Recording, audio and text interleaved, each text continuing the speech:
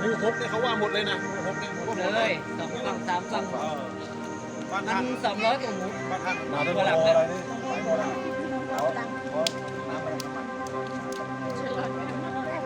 ไปให้มาแล้วตรงนี้คือ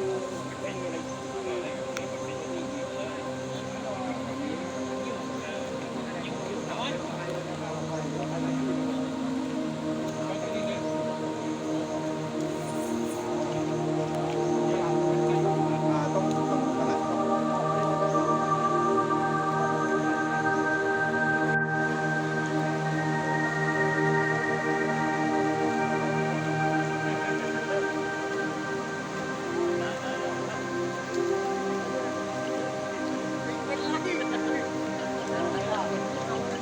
ม่มี